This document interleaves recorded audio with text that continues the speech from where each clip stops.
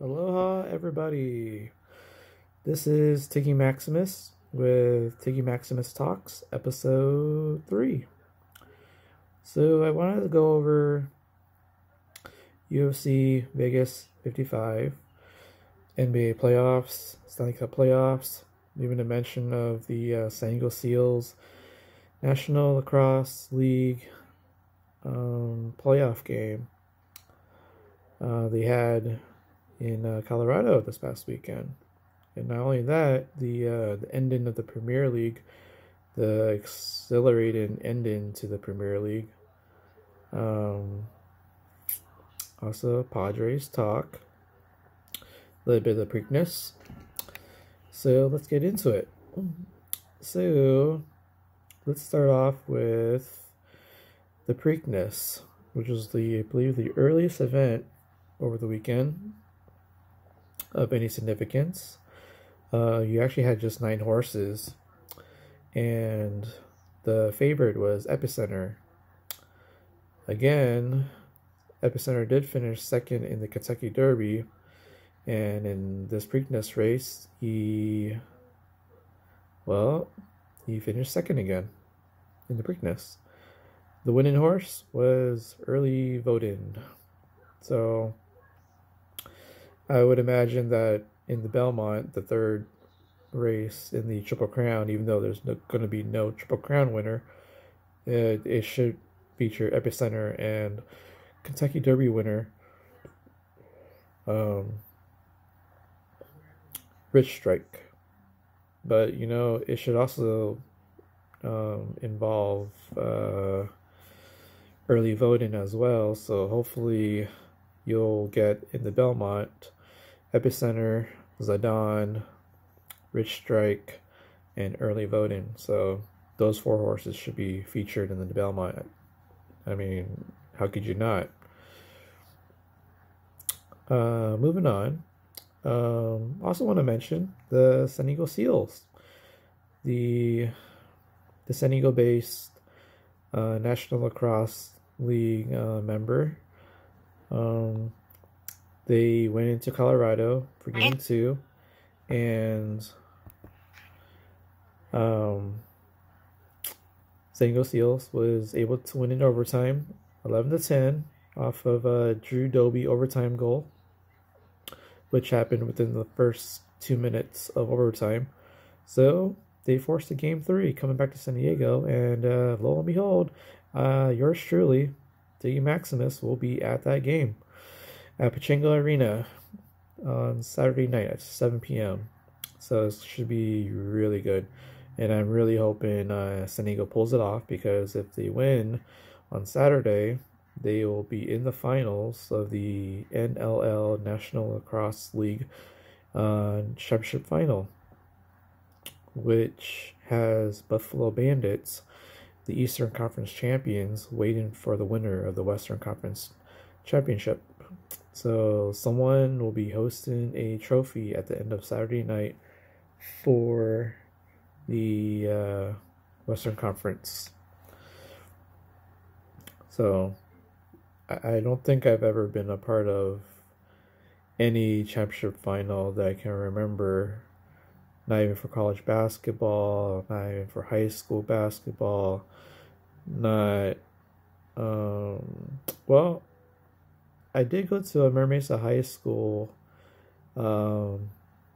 football championship final at Southwestern College, and I think Mira Mesa was playing Monte Vista. However, Mira Mesa did not win that game. For some strange reason, Mira Mesa kept going for it on 4th down, and a lot in the red zone. So even though they were in the red zone, but for some strange reason they weren't going to kick a field goal at any point, and it was a stalemate game for the most part until finally Monte Vista broke it loose. And I guess for some strange reason, I guess the coach felt that either one of two things: either the kicker for the Mira Mesa High School football team was not going to be able to kick any field goals, or he was hurt. So I never bothered looking into it, but oh well. Mary Mesa got close. I have been to a San Diego Gulls hockey game. However, it was a playoff game and a regular season game, but I don't remember watching. Oh, same thing with the LA Kings too. I don't actually remember going to a hockey game that was in some sort of championship final. So, and I've never been to a Chargers or Super Bowl game where, Super Bowl. I've never been to the Super Bowl actually, but for the Chargers, I've never actually been to a playoff game, nor have I been to any football game that had a championship trophy that was on the line. Same thing with soccer. I don't think I've been to a soccer game that was meaningful that had a championship trophy of sorts involved. So, I think I went to one high school soccer game, and I think our team won for members to high school. So, but yeah, even for baseball, now that I mentioned all these sports, even for baseball, I don't think I've been to a playoff game for the Padres or been to any kind of playoff game for baseball actually. So, going back to football, I did go to a Mary Mesa playoff football game. I think we beat San Pasqual in one of the matchups or something. It was like 49-0 or something. But I don't remember Mary Mesa High School actually winning a championship in football since I've been there prior to me being there and then times after. So a lot of close calls, but I don't think I've ever experienced a championship in Mary Mesa. So there's that. But yeah, the San Diego Seals, it's a really special occasion, and if they do win, can't wait to see them host the trophy if they do win on Saturday, and then even playing the championship final, which is also best 2 out of 3. So we'll see what happens. What else? Yeah, UFC Vegas 55. So, next Saturday, there isn't any UFC fights. They're taking the week off. So this was like the last fight event for the UFC before they take a little break, and then return on June 4th. June 4th does feature a main event between Alexander Volkov going against Rosenstruck. Rosenstruck, made famous for knocking out Alistair Overeem with 1 second or 5 seconds left in the 5th round of their main event, and Overeem was dominating that fight from beginning to the end until those 5 seconds left in the fight, and then Rosenstruck caught him with a punch that broke open, I think, Alistair Overeem's lip in the knockout. So he had a split lip after that knockout. So, and I'm technically not a big fan of Alistair Overeem. He has some issues with performance enhancing drugs. There was a time where he just came into the UFC and he defeated Brock Lesnar, beat him up really badly, outclassed him. But for that fight, even though Brock Lesnar was once the UFC heavyweight champion at the time, but he was on the downward spiral of starting to kind of lose his appeal and his spot atop of the mountain of the heavyweight division. I mean, once the UFC heavyweight fighters figured out a way to beat Brock Lesnar, and then he lost the title to Cain Velasquez, and then the next fight after that, he lost to Alistair Overeem. I believe it was like a bunch of knees, and there was one kick to the liver that pretty much crumbled Brock Lesnar. Now, granted, for that Brock Lesnar Alistair Overeem fight, Alistair Overeem applied for a special license to be able to fight that fight for the UFC. Now, a condition for that license is that after the fight was over, Alistair Overeem would test again just to make sure that he was clean.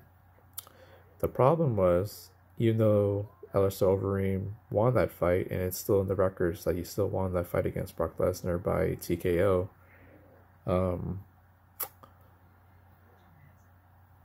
Alistair Overeem failed his drug test, which was the condition of him having that license. So honestly, I don't know why they didn't bother to turn that result into a no contest now that it's shown that Alistair Overeem had drugs in his system, and it didn't show up until like after the fight. So yeah, but that's okay. I mean, Brock Lesnar says he's done with the UFC, so he's not going to come back anytime soon, and he's already accomplished what he did, and he did. And so, you know, Brock Lesnar, we all know, is back in WWE, working his craft. I mean, he was in the main event of WrestleMania 38. Lost to Roman Reigns in the winner-take-all World Heavyweight Championship, Universal, WWE unification bout, and lost to Roman Reigns. But yeah, Brock Lesnar should return to WWE at some point, taking some time off and stuff. I guess he may have had some injury. And it's weird how that main event went down, because it would also appear that Roman Reigns had popped his shoulder, or something was wrong with his left arm. Brock Lesnar had actually applied a Kimura lock on Roman Reigns as part of their main event towards the end of the match, and Roman didn't tap out, but at the same time, Brock Lesnar may have applied too much pressure. I don't think he was supposed to apply that much pressure, but you know, but given that Brock Lesnar's arsenal does include having a Kimura lock, as opposed to his F5 and his multiple suplexes, German suplexes. Anywho, going back to Rosenstruck and Alexander Volkov. So that will be the next UFC event. I believe is going to be probably at the Apex again, but I gotta double check. But so that's it for the next scheduled event for the UFC before their big one, 275 in Singapore, June 11th. Glover Teixeira will be defending his light heavyweight championship against Jiri Prochazka. And that is for the 205 championship. And that will also feature the women's 125 championship between Valentina Shevchenko and Dalia Santos. So, two great fights, two great championship fights. Honestly, I still believe that Jiri will defeat Glover Teixeira and will usher in a new era of light heavyweights, and will probably be the champ of 205 for the foreseeable future. The guy's pretty impressive and dominant, so it feels right that he would take over. And I just think that Glover Teixeira, given his age, for him to win his light heavyweight championship at this stage in his career, it's kind of a miracle, actually, in my mind. But so yeah, So Jury should win that one. And then we got Valentina versus Thalia, and I think Valentina should still win that fight. And from what I've heard, this is actually a rematch of their first encounter, which Valentina did win handily. So, but yeah, going back, I'm going to go over UFC Vegas 55. So,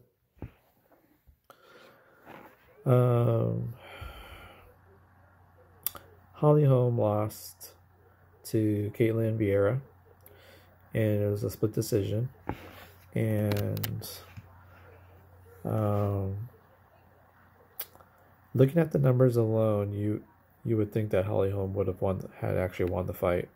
Had over 10 minutes of control time, outstruck Caitlin Vieira 188 to 122 or something. Leg kicks, body kicks, or body punches, body strikes. The only thing that Caitlin did better than Holly Holm was head strikes. So I guess I don't agree with the decision, but if you're really looking closely at each round by itself, then it's possible it could go either way.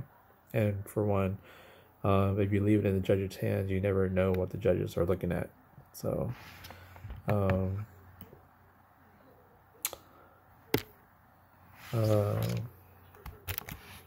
what else? Oh yeah, the co-main event. The co-main event was Santiago Ponzinibbio fighting Michelle Pereira. Michelle won by split decision as well. And again, like I said, just like the other fight, it went the distance, and if you don't finish off your opponent, you do kind of leave it up in the judge's hands. But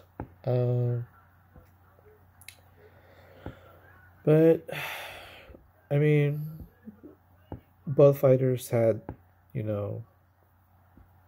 their moments in the fights, and I did have Santiago winning the second round at least, and the third round could have gone either way.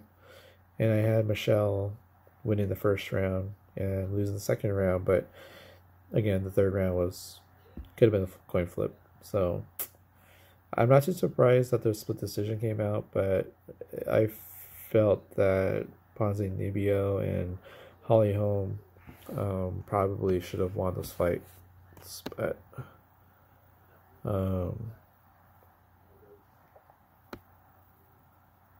I don't know.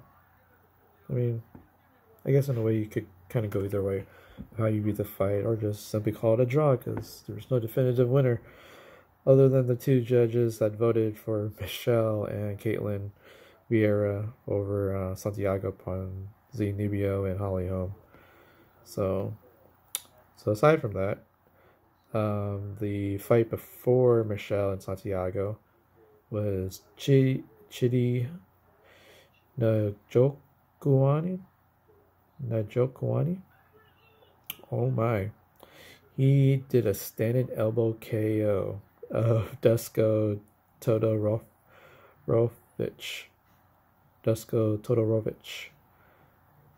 First round KO with that straight elbow, and I did take like a little bit of a video of it, so impressive seeing that KO. And Chidi has a bright future in the UFC.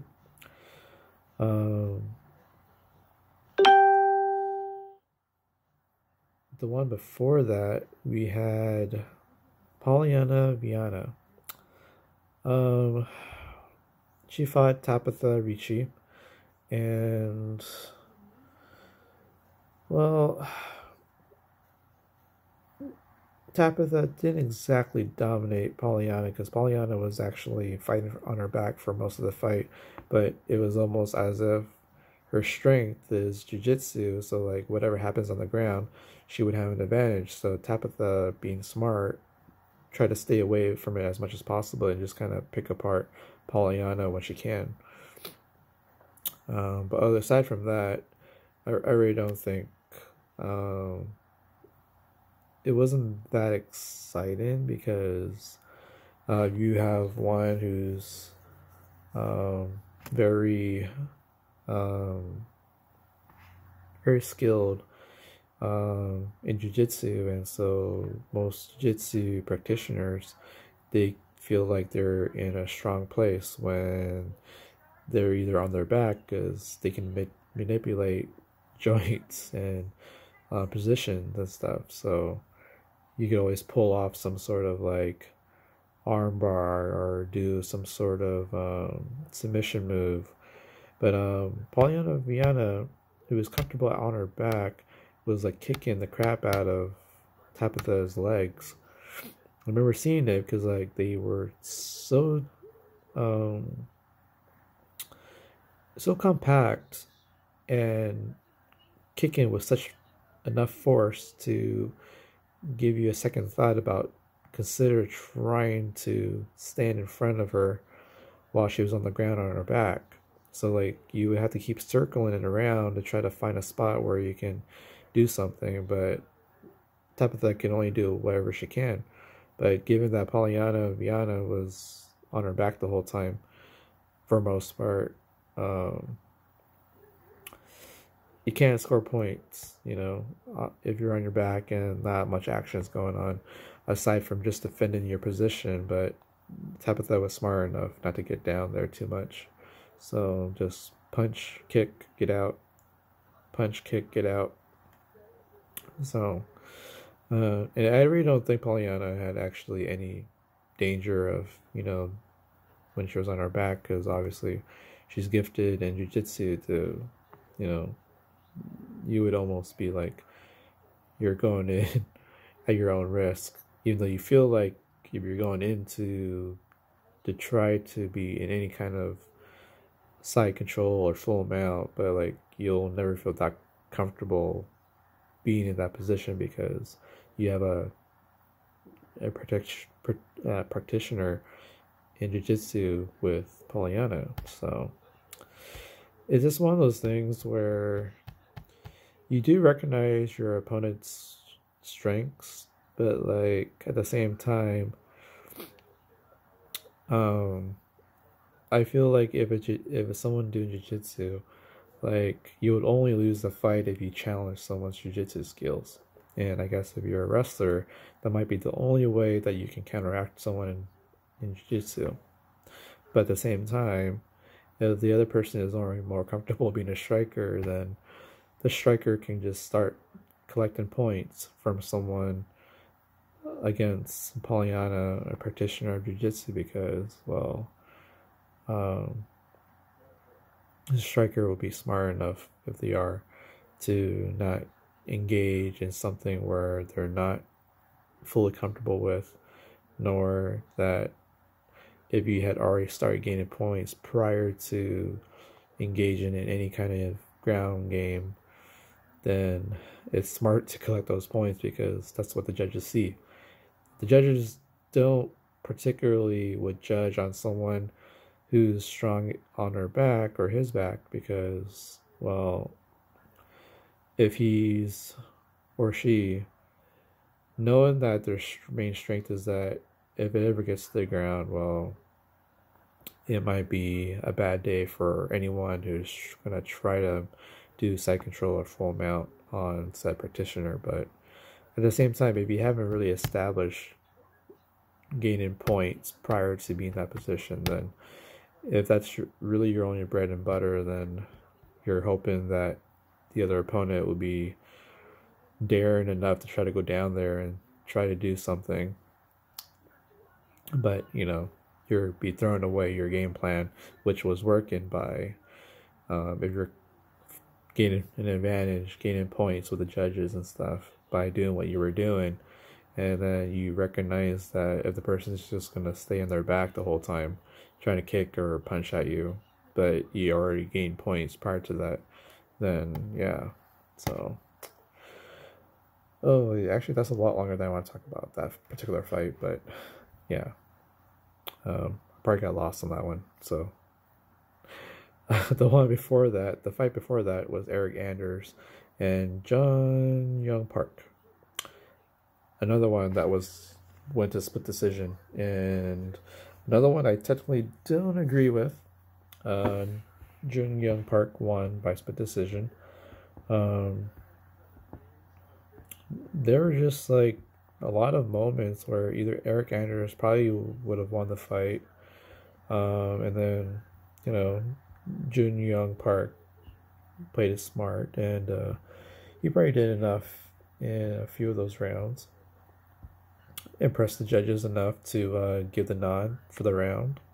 So, but then again, just like the Holly Holm, Kellen Vieira, and the Santiago Ponzinibbio and Michelle Pereira all went to split decisions, and could have gone either way, supposedly. So, and I get that, because being a judge in MMA is probably one of the hardest things to do, because if the judge is based off of what they're seeing, but at the same time trying to integrate like the logic of how fighters fight and how it translates out there in the octagon. So I don't know if there's really a way to fix it other than maybe changing the mindset of how judging should be done in MMA fights. So,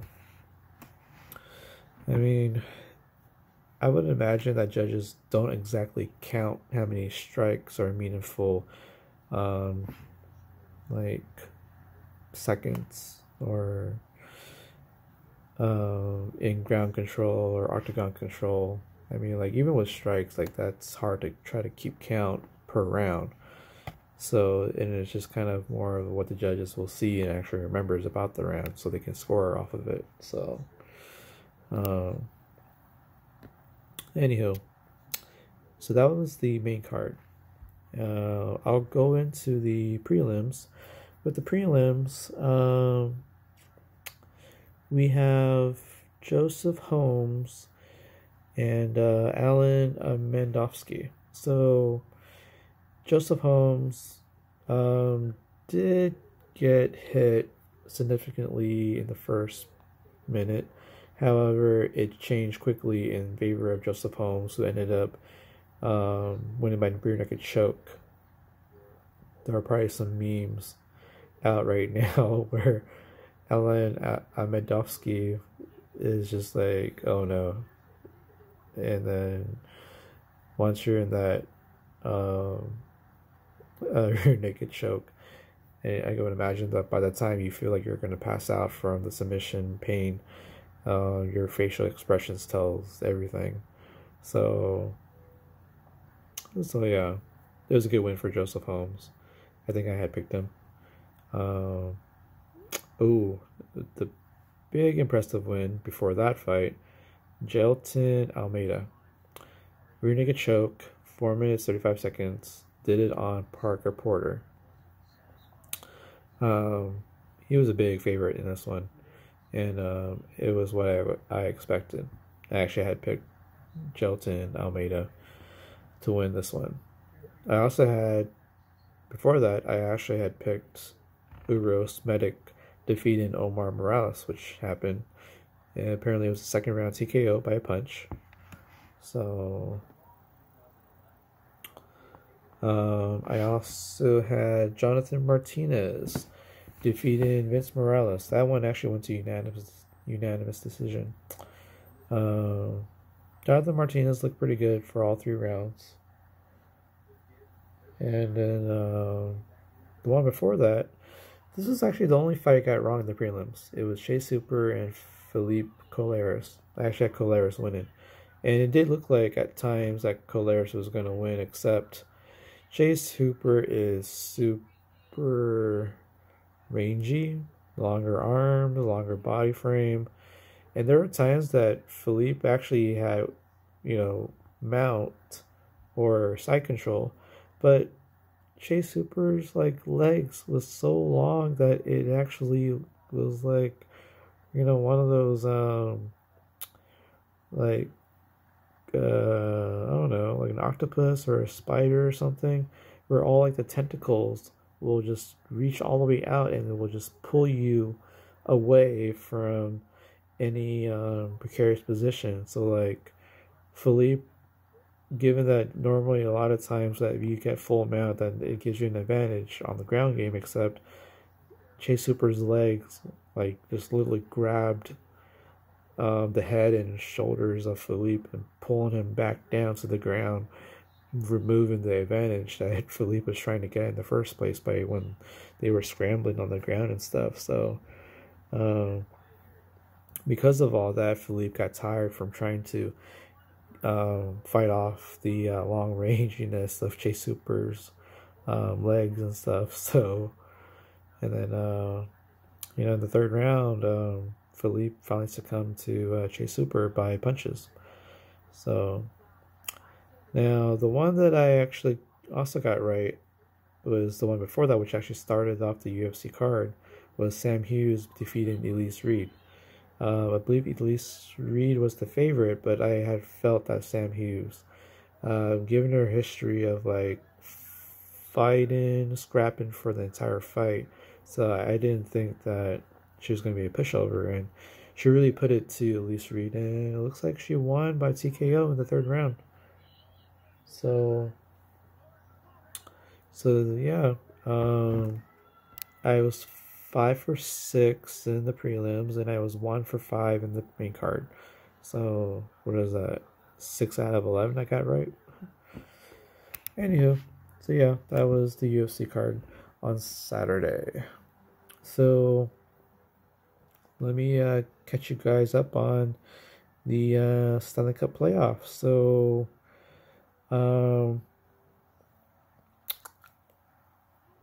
so we started the second round, and already in the Eastern Conference, the Tampa Bay Lightning, who is trying to go for a three-peat, they ended up sweeping the Florida Panthers, who were the President's Trophy winners for being the best regular season team in points.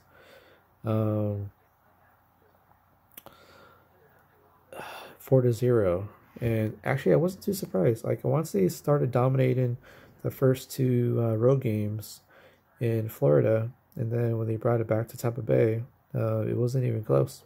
So Tampa Bay is on a good stride right now, and you know what? I actually am pulling for them to do the three-peat, which hasn't been done in quite some time actually in hockey. On the other side of the Eastern bracket, the Carolina Hurricanes and the New York Rangers are actually tied 2-2. The Rangers just won earlier today. Ooh, excuse me. So that should be a fun series, and who knows if the New York Rangers can pull off the win in the series, and they'll be kind of like back to their old days where they actually were a team of significance in hockey. I think the last time they won the Stanley Cup was 1994. They defeated the Vancouver Canucks in 7 games. I think I remember that. And I think Mark Messier was there, and I don't think Wayne Gretzky was there yet. I think Wayne Gretzky was still in the LA Kings at the time, and then eventually Wayne Gretzky got traded or signed with the New York Rangers. So, you know what? I'm trying to remember if Wayne Gretzky was actually on the St. Louis Blues too after New York. So, something to look into. Might be right, might be wrong. What else?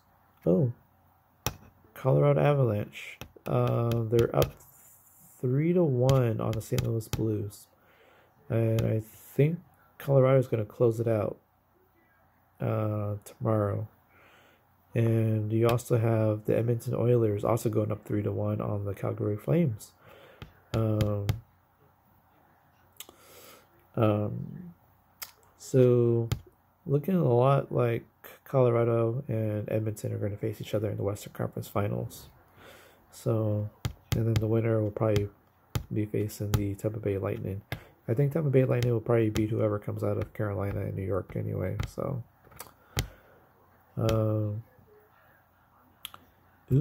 okay. So NBA playoffs. So the Western Conference Finals. The Warriors won the first 3 games, so they were up 3-0 prior to today's tip-off. But the Mavericks actually ended up surviving today, and now it's 3-1 Warriors. So Game 5 is going to be on Thursday, and the Warriors, I think, is going to close it out. So it'll be a gentleman's sweep. Warriors just look too good. Draymond, Klay Thompson, Steph Curry, Jordan Poole. I mean, you've got Andrew Wiggins. So their death lineup is just kind of unstoppable, actually. So Warriors look pretty good, and they will probably win the NBA Finals too. But I'm actually still hoping the Miami Heat can do something about it. But right now, Jimmy Butler is hurt. So speaking of which, Eastern Conference Finals, it's tied between the Miami Heat and the Boston Celtics, 2-2. So Game 5 is Wednesday night. So hopefully Jimmy Butler is healthy enough to try to win that game. But if they don't win Game 5, I don't think Miami's going to win the series. I think if it goes to Game 5 and it goes to Boston, Celtics winning, then I'm pretty sure Game 6 in Boston Celtics will close out the series. So kind of hoping Miami will survive without a healthy Jimmy Butler, who will try to play, but I don't know if he's going to be 100%, which means it's going to be a close game. So we'll see what happens. I'll be tuned in. So, and I want to mention the Padres. So the Padres ended up sweeping the San Francisco Giants over the weekend. So the first 2 games, Friday, Saturday, it was a 1-run victory for the Padres, and that was with some timely hitting, and the pitching was pretty good to hold down the Giants, and especially on the third day when the Padres ended up blowing out the Giants 10-1 to complete the sweep. So, and then the Padres ended up winning, coming from a 2-0 deficit on Monday night, and they won 3-2. So the Padres were actually on a 5-game winning streak. And as of this taping, the Padres did finally lost the game to the Milwaukee Brewers, so their 5-game winning streak is over. So the Padres, I believe, are 28-15. So they're in second place in the NL West Division, sitting a game and a half behind the LA Dodgers.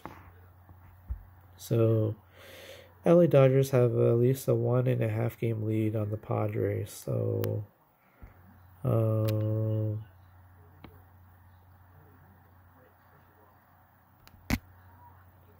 let's check on something here. Okay.